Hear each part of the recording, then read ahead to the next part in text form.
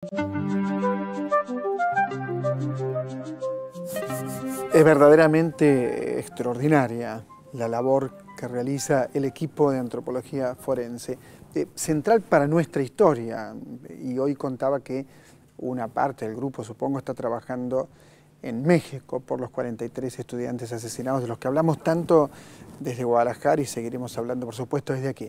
Bueno, con otro material, digamos, con la historia del equipo, Miguel Rodríguez Arias hizo un documental que se verá por la televisión pública el sábado 27, o sea que usted lo va a poder compartir. ¿Qué tal, Miguel? ¿Cómo estás? ¿Qué tal? ¿Cómo estás, Bien, Osvaldo? hablemos de buscadores de identidades robadas. Remontémonos al año 83, último año de la dictadura, que gobernaba Viñones, y las abuelas, que ya se habían resignado a que sus hijos habían desaparecido, estaban esperando que les devuelvan a los nietos. Entonces la gran preocupación de las abuelas era cómo iban a identificar a los nietos, para que no les entreguen un nieto que no era de su familia. Estela, fundamentalmente. Entonces empezaron a tocar puertas para ver si la ciencia les podía dar una respuesta. Todo a partir del estímulo de ver un avisito en un diario de La Plata, donde un médico se ofrecía a detectar la paternidad, el índice de paternidad y de maternidad que se podía hasta ese momento.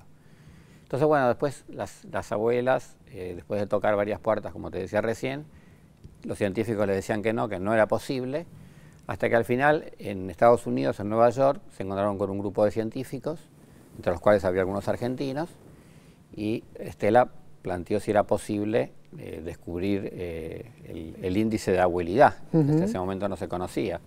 Y los científicos le dijeron, es posible. En realidad se nos tendría que haber ocurrido a nosotros los científicos, pero las abuelas, que no son científicas obviamente, de tanto insistir, empezaron a investigar y descubrieron que efectivamente se podía descubrir. Al año siguiente se hizo un congreso donde lo invitaron a Clay Snow, que es el fundador del equipo argentino de antropología forense. Ya estábamos en democracia, entonces el gobierno de Alfonsín invita a Clay Snow y a los otros científicos a Argentina para hacer un congreso. Bueno, en ese momento estaban apareciendo en los cementerios del Gran Buenos Aires tumbas de NN que no coincidían con las tumbas habituales de NN, que eran de personas mayores. Eran de gente joven, mucha gente joven, enterrada en los cementerios. Entonces, bueno, los concejales y los intendentes se vieron en la obligación de empezar a investigar. Bueno, así surge la idea de que Clay Snow empieza a buscar gente para armar un equipo, tratando primero de trabajar con la Secretaría de Derechos Humanos, el secretario de Rabossi. Entonces, bueno, al poco tiempo se desilusiona porque Rabossi, es decir, había muchas presiones militares, también hay que acordarse de la época. Nos estaba haciendo el juicio a las juntas, que la verdad que fue un avance en el año 85, pero Rabossi no estaba muy de acuerdo justamente por las presiones militares, entonces le dice a la gente del equipo que la Secretaría de Derechos Humanos vería con mucho agrado que el equipo se ocupara de identificar víctimas de catástrofes aéreas o de catástrofes naturales. A lo cual el equipo responde que, bueno, que acá no había ni catástrofes aéreas, ni tampoco catástrofes naturales, pero que sí había desaparecidos y que el Estado tenía que dar una respuesta a los familiares. Y así se empiezan a hacer las primeras exhumaciones.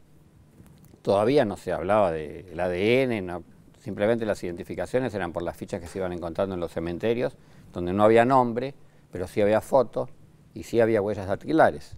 Entonces, las primeras... Sí, y dentadura, ¿no? Que también se utilizaba. Claro, pero hasta ahí, bueno, la dentadura sí, cuando había fichas odontológicas. Claro. Era gente joven, por ahí no había ido nunca al dentista, no había fichas odontológicas, así que había muy pocos elementos.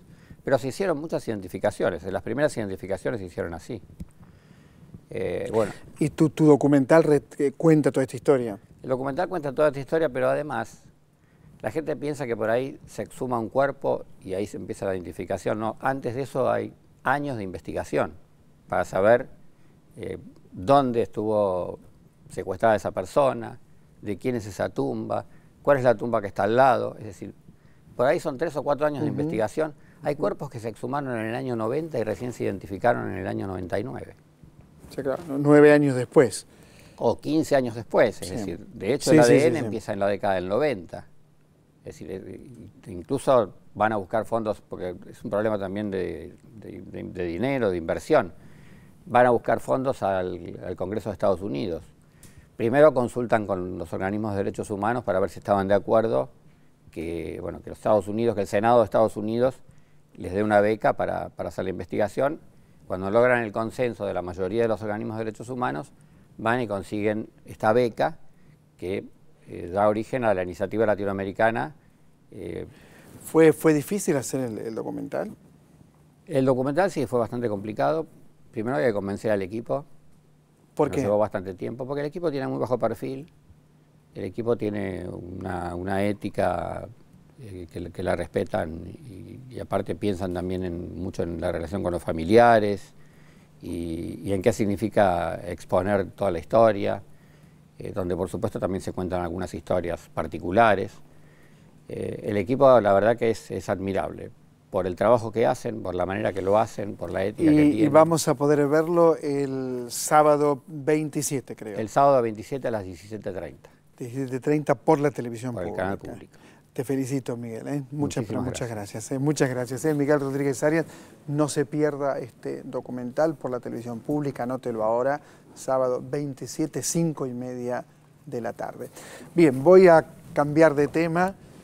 Algo hablé hoy de Atahualpa al principio, pero le hablo de Atahualpa porque Daniel Larriqueta escribió Memoria de un Dios. ¿Qué tal, Daniel? ¿Qué tal, Osvaldo? ¿Cómo va? Bien, por suerte. ¿Todo bien? Muy bien, muy bien. Muy bien. ¿Por qué Atahualpa? ¿Qué te preocupaba el tema? ¿Vos te acordás de las Memorias de Adriano de Yursenar? Sí. Gran libro. Sí, gran libro. ¿Tenemos nosotros un Adriano para tratar de explicar cómo veía el mundo? Atahualpa.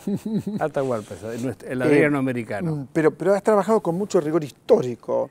Bueno, también Yursenar, acordate que al final del libro tiene una cantidad de referencias históricas. Sí, trabajé y varios años. Hay una escena en la que está el Inca con todo su poder en la plaza de Cusco y llega Pizarro, a quien podían derrotar en ese momento y se terminó el partido y a lo mejor otra sería la historia, ¿no es cierto? Y pierden, y lo toman prisionero a Atahualpa. Eso lo aprendí de tu libro. ¿Por qué? ¿Por qué? Porque Atahualpa se presenta como un dios y no como un jefe militar. Y aquí es donde viene todo el misterio de cómo es esa personalidad, cómo es ese personaje que se siente en la cúspide del mundo, como Adriano, solo, el nexo entre el mundo del cielo y el mundo de la tierra, es él expresa eso, y que entonces no puede tomar decisiones de jefe militar o de emperador, toma decisiones de Dios. Por eso hablo de la memoria de un Dios. Y entonces ahí él dice, la presencia del Dios es suficiente para que los intrusos, que no saben ni que son españoles, ni que vienen de un imperio, si los intrusos, los bandoleros, acaten mi autoridad y se subordinen. Ahora, tenía una enorme experiencia como guerrero, da la impresión de que era muy inteligente, a través de leer el libro, y a partir de este momento igual es derrotado el imperio inca. Sí. Es decir, no hay una capacidad de adaptación a la situación y de respuesta. No, una vez muerto Atahualpa, los generales, entre ellos Rumiñahui, que es uno de los generales importantes, continúan la lucha mucho tiempo. Por eso los ecuatorianos hoy tienen de próceres a Atahualpa y a Rumiñahui, que resistió mucho tiempo, y después contraatacaron, se formaron grandes ejércitos. El último gran combate que hace Manco Inca, 4 o 5 años después, tenía 200.000 soldados del imperio, ¿no? Entonces continúa la lucha, pero se ha perdido eso que es una cuestión crucial. Sí, que es cultural. Es cultural, sí. Porque es un dios. Exactamente, se ha perdido el mito, se ha derrumbado, y con el mito se derrumba todo el sistema, se va derrumbando de a poquito. Entonces, con poca fuerza los españoles van destruyendo. Y esto no es solamente la derrota de Atahualpa, es la destrucción de un mundo que se ha perdido para siempre. Ahora, vos fíjate que si vos nunca viste un caballo en tu vida, el caballo, yo me acuerdo de haber leído textos donde se creía que el jinete y el caballo eran una misma cosa. Hay algo como si vinieran de Marte esta tarde a visitarnos, esta noche, ¿no es cierto? Hay un choque de culturas, también hay enfermedades que traían de Europa, ¿no es cierto? Sí. Todo esto habrá contribuido. Sí, todo esto contribuyó, pero digamos, la contribución esencial es esta contribución de que, imagínate lo que significa vivir en un mundo. Nosotros hoy, todavía, en los últimos años, en los últimos tiempos, hemos empezado a tener la suposición de que a lo mejor hay vida en otros planetas. El mundo inca vivía convencido de que no había más nada. Donde ellos terminaban era la nada. Y los pueblos de esos lugares fronterizos vivían con la angustia de ser vecinos de la nada. Por eso ellos no los atacaron a los araucanos, por ejemplo, porque para ellos eran los custodios de la nada en el sur. Entonces, esta gente con esta concepción, y además esta concepción tan estructurada, una vida tan litúrgica, todos los acontecimientos de la vida eran litúrgicos, y yo los cuento con algún detalle porque es muy lindo ver que se trabajaba cantando, que todo eran festividades, eran celebraciones. Estos de golpe se enfrentan a una cosa completamente distinta y con valores diferentes. En el mundo inca no existía el bien y el mal. Cuando vienen los cristianos con el bien y el mal, el Dios y el diablo, todas estas cosas, es catastrófico. Pero también eran muy crueles. Cuando muere alguien importante, matan a 1000 o 10.000 niños para que lo acompañen. Sí, porque la muerte no tenía el sentido de destrucción que tiene para nosotros, era un tránsito. Entonces el significado no es el mismo. Nosotros lo matamos y lo destruimos. No, ellos, estos, sobre todo los que participan en las ceremonias, significa que tienen un tránsito, como que el propio Inca le dice a Pizarro en un momento, si me matas, no importa, porque yo iré al cielo y seguiré desde allá mirando a mi gente. Entonces hay una concepción, el cielo como una estrella, no el cielo cristiano, sino un cielo muy concreto. Ellos creen que todo se refleja en el cielo. Daniel, ¿por qué no lo rescatan a Atahualpa? ¿No pueden rescatarlo? Militarmente es imposible rescatarlo. No, lo intentan todo el tiempo. El problema que tienen es que se les puede morir en el combate. Es siempre el tema de rescatar los rehenes, ¿no? Él está de rehén de un imperio que sigue gobernando con Pizarro. Si lo rescatan y lo matan, entonces la catástrofe es peor. Hasta último momento están utilizando alternativas para tratar de rescatarlo sin que corra el riesgo de la vida. Y este es el problema de la teocracia, del sistema tan vertical que tiene esas características. Pero dentro de eso está toda una concepción de la vida muy armoniosa, porque a partir de eso la vida es muy armoniosa y eso es el concepto central de la filosofía inca. ¿Recorriste lugares por donde pasó Atahualpa? Sí, claro. Recorrí varias veces, fui 2 veces a Cusco. Mucha gente va a Cusco, pero se detiene mucho en Machu Picchu. Sí, van todos a Machu Picchu. Machu Picchu. Es un lugar turístico por excelencia. Sí, hermoso, que es la casa de Pachacuti, del bisabuelo de Atahualpa, que la construye como una casa de fin de semana, digamos, como un gran palacio. Pero están todos, Pisa, que es otro palacio de otro, Chinchero, donde se producen acontecimientos importantes. Y hay lugares que uno va y siente la magia, la gente siente en Machu Picchu, pero vas a la plaza de Chinchero, donde yo cuento que ahí se despidió Topa Inca de su hijo Huayna Cápac cuando se estaba por morir, y es un lugar impresionante, rodeado por esas montañas, y en el silencio espectacular, majestuoso de los Andes. Todo eso es, y además viajás por un país que está lleno de terrazas, porque ellos eran 7 millones de personas que comían y sin tener ni pampa, ni valles, ni nada.